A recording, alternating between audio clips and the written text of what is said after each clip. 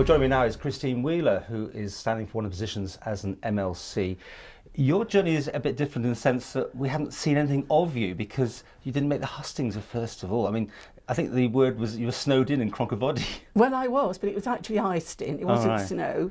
It was sheet ice coming down Rennes Road that leads to my house. That must have been a terrible disadvantage. I mean, you know, you didn't have that one-to-one with all the rest of the MHKs. It's a devastating situation to be in, actually. But there was truly, what I tried to do was to travel on the Thursday, because I thought that if I travelled on the Thursday, sort of Thursday afternoon, then even if it took me a while to get to Douglas, I would be there, you know, for Friday morning. And the cab that came to get me skidded on the road and had to be towed out of the ditch. And it was impossible to travel. Jeepers.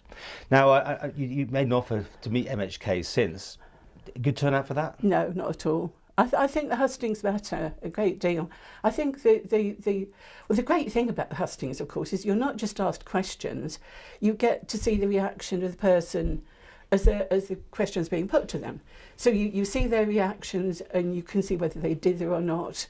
And you lose that in a kind of written question and answer. What I did was I actually looked at the videos that were taken of the hustings, and I didn't listen to the answers, but I listened to every question. I listed the questions, and I've given written answers to all of the MHKs, but I'm in doing that I've admitted it's not the same, actually. So I mean, you've got some big hard hitters amongst the people who've nominated you and seconded you and your centres. That was quite impressive. Was that easy to get those people? I mean, no, they asked me. I didn't. Oh, right. Well, no, so not entirely true. Chris Thomas and Ray Hummer were people that actually asked me if I was going to put my name forward, and I thought they were joking.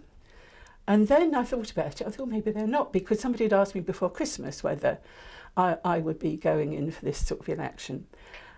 And when they said no, they weren't joking. And then I looked again and I thought, I haven't been on the island that long, so I thought maybe it's not appropriate. But then on my third thing, I put all of my past history together with the 4 years I've spent on the island. Effectively, I've become a politics addict. I listened to every Tynwald, I listened to all the House of Keys debates. I did a review of my own of security of supply for the steam packet, for petroleum products.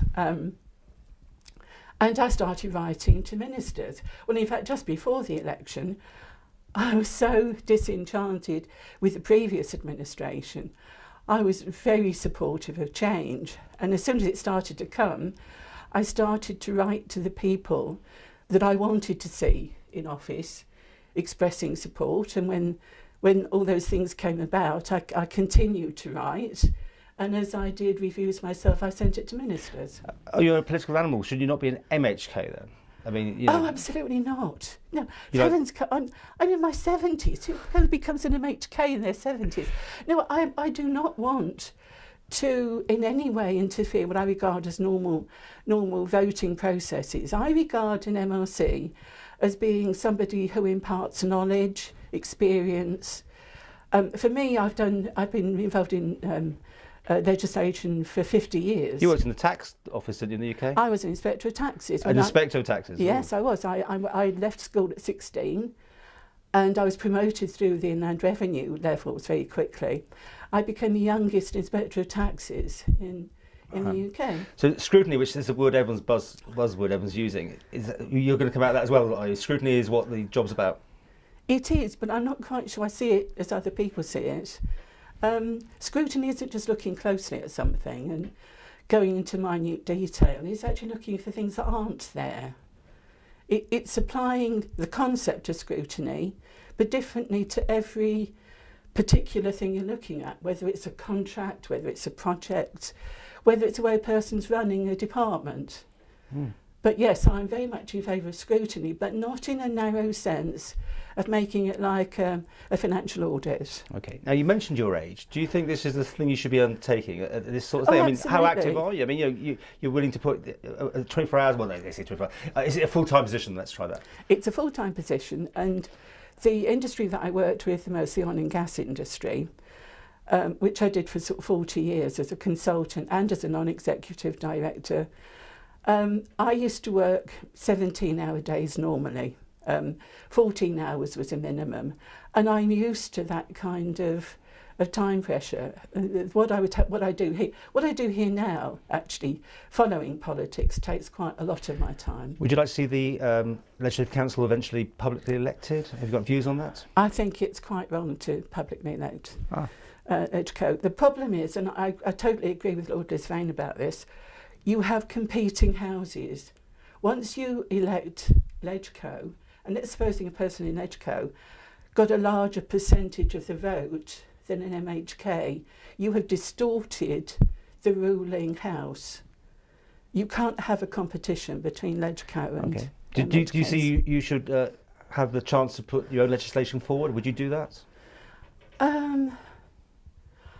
Probably not. I would have to care very much that I couldn't convince ministers, co-men, to take the project on, to take whatever it is that I was concerned about.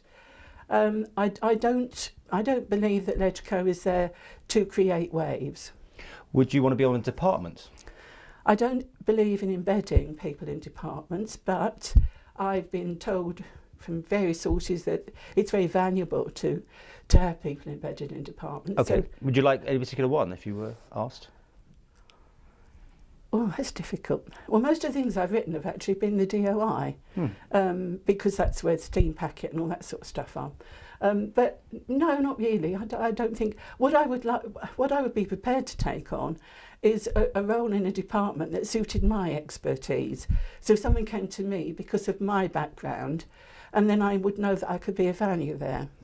And this election on Monday, besides you haven't met anybody besides I mean, is your phone ready to be rung? I mean, are you hoping that you will make contact? Well, I'm going into Tynwald this afternoon. Right. I'm taking the committee room there. I know one person that's going to come. I don't hold out much hope, no. Do you think you'll get in?